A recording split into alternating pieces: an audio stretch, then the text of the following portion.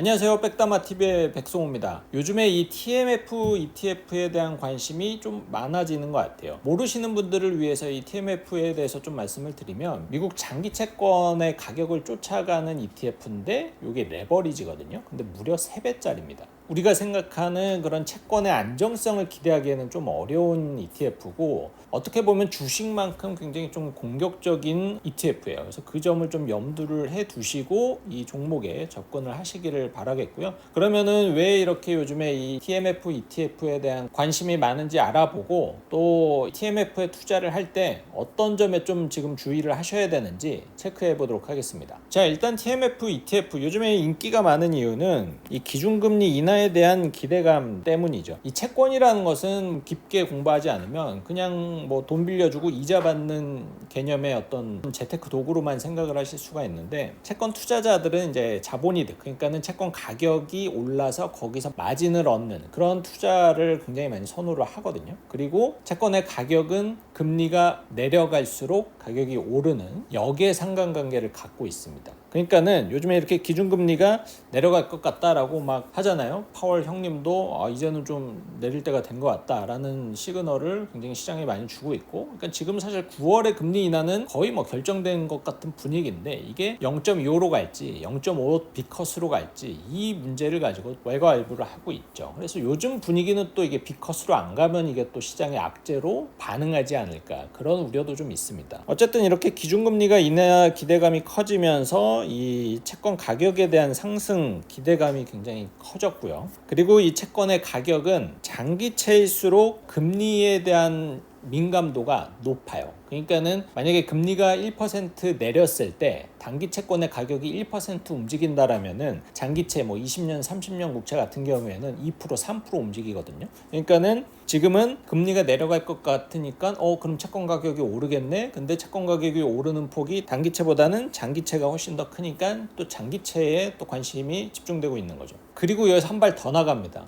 어차피 오를 거 레버리지가 있잖아요, 우리에게는. 레버리지. 우리나라에 상장된 ETF는 없지만 미국에 가면은 정말 다양한 레버리지 ETF들이 있거든요. 그리고 이 TMF가 레버리지 ETF고 무려 3배를 추종하는 ETF입니다. 자, 그러면 이 TMF ETF 주가 추이를 좀 보면 2020년도와 2020년도 사이에 이제 고점을 형성을 하고 있습니다. 이때가 이제 코로나 시기였으니까 이렇게 쭉 가격이 올랐죠. 왜 올랐겠어요? 이때 금리를 엄청나게 내려서 제로금리까지 갔잖아요. 그래서 이 채권의 가격이 쭉 상승을 했습니다. 가격 반등 폭을 보면은 이때 가격이 거의 $500에 근접하니까 이 TMF에 ETF에 투자하신 분들은 이 기간에 거의 2배 넘는 성과를 거뒀어요. 채권 투자를 했는데 이 기간이 한 1년 남짓이거든요. 1년 동안에 이득을 2배를 봤다라는 거, 사실 우리가 알고 있는 채권에서 얻을 수 있는 수익률은 아니죠. 그만큼 이 TMF가 굉장히 공격적인 ETF라는 거를 알아두셔야 되고, 그리고 장기 채권은 이 레버리지가 아니라고 해도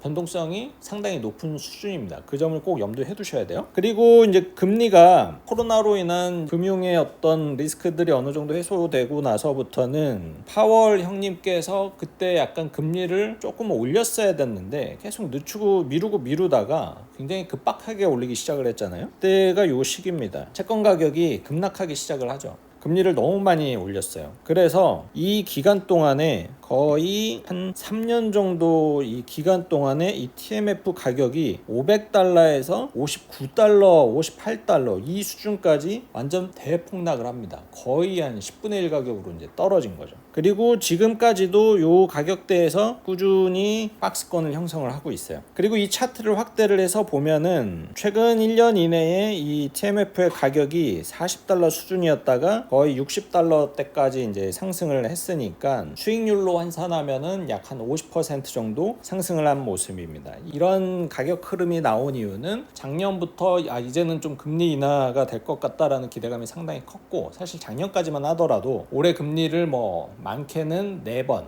이상 이렇게 금리 인하할 것 같다라는 기대감이 있었는데 그게 점점 이제 깨졌잖아요. 그래서 그 모습이 여기 반영돼 있어요. 가격이 올랐다가 그 기대감이 내려가면서 가격이 내려갔고, 또 요즘에는 이제 다시 금리 인하가 진짜 이제 임박했다라는 시그널이 시장이 상당히 많이 보이다 보니까 이 TMF 주가가 상당히 많이 올랐습니다. 자, 그래서 지금 시장에서는 금리가 인하될 거니까 장기 채권을 사야 된다. 그렇다라면은 기왕이면은 3배 레버지로 해서 수익을 3배 이상 보자. 이런 이제 기대감 때문에 이 TMF ETF에 대한 관심이 많은데, 이 TMF 투자하기 전에 좀 리스크 요인 3가지는 좀 염두해 두시고 투자 결정을 하시기 바랍니다. 주식 투자할 때 가장 짜증나는 말, 이 선반영이라는 말이에요. 가장 듣기 싫은 말이죠. 왜냐면은 이미 가격이 반영이 돼 있어, 이거거든요. 그러니까는 가장 허무하죠. A라는 기업이 실적 발표를 해요. 그리고 그 전에 이 기업이 이번 1분기 실적이 굉장히 좋을 것 같다라는 분위기가 있었고, 그리고 뚜껑을 열었는데 실제로 매출이 좋았어요. 심지어는 어닝 서프라이즈야. 근데 그 기업의 주가가 움직임이 없다든지 혹은 떨어지는 경우가 있어요. 이 경우가 뭐냐면은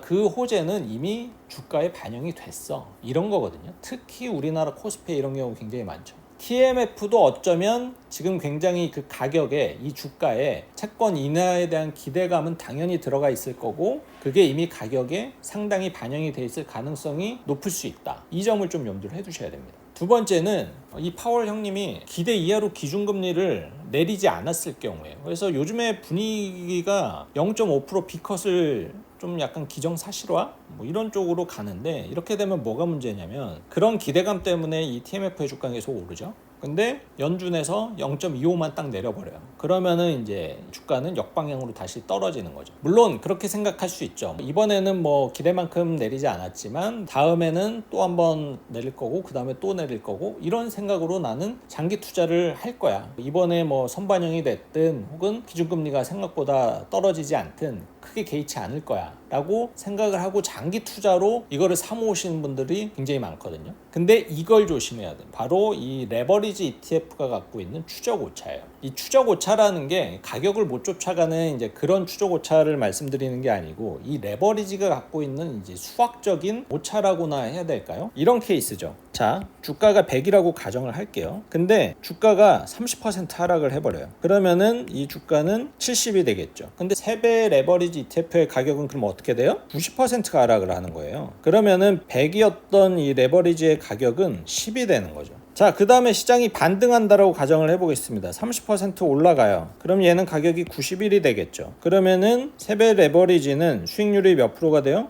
90%가 되죠. 그럼 가격이 얼마가 돼요? 19. 그러니까 원래 자산은 결과적으로 9% 손실인데 이 3배 레버리지는 거의 81%가 손실이라는 거예요. 그러니까는 이 레버리지 ETF의 가장 치명적인 단점이라기보다는 이게 구조적으로 이게 어쩔 수 없는 부분이죠. 굉장히 변동성이 큰 시장을 한번 맞아버리면, 그게 근데 하락장이라면은 그 다음에 회복이 절대 안 돼요. 근데 이런 유형의 레버리지에다가 계속 나는 뭐 물타기를 할 거고 뭐 할 거다, 그거 굉장히 좀 위험한 생각일 수가 있습니다. 어떤 자산이든 어떤 시장이든 계속적으로 우상향을 하는 거는 없어요. 그러니까는 레버리지 ETF는 3배라든지 2배까지는 뭐 그럭저럭 버틸만 한데, 이렇게 3배짜리 같은 경우에는 한번 정말로 예기치 않게 급락장을 내가 생각한 것보다 세게 맞아버리면 그 다음은 뭐 아무리 물타기를 열심히 하셔도 회복이 안 된다. 그 점을 염두를 하시고 요 TMF ETF를 접근을 하셔야 돼요. 그러니까는 사실은 이런 ETF는 장기 투자용이 아니고 단기 투자용이죠. 일시적으로 내가 예측을 해서 딱 들어갔다가 빠져나오는 이런 식으로 접근을 하시는 게 좋고, 개인적으로는 이런 레버리지 ETF에 장기 투자하는 거는 절대 반대입니다. 자, 이렇게 오늘은 이 TMF ETF가 어떤 건지, 기준금리 인하 움직임으로 인한 채권 투자에 대한 기대감이 왜 높은지 좀 말씀을 드렸고, 그리고 좀 공격적인 성향의 투자자분들이 좋아하는 이 TMF ETF에 대해서 말씀을 드렸는데, 굉장히 화끈한 ETF인 만큼 또 그만큼의 위험성도 같이 갖고 있으니까 내가 감내가 가능한 리스크인지 한번 따져보시고 투자 결정을 하시길 바라겠습니다. 저는 다음 영상에서 또 찾아뵙겠습니다.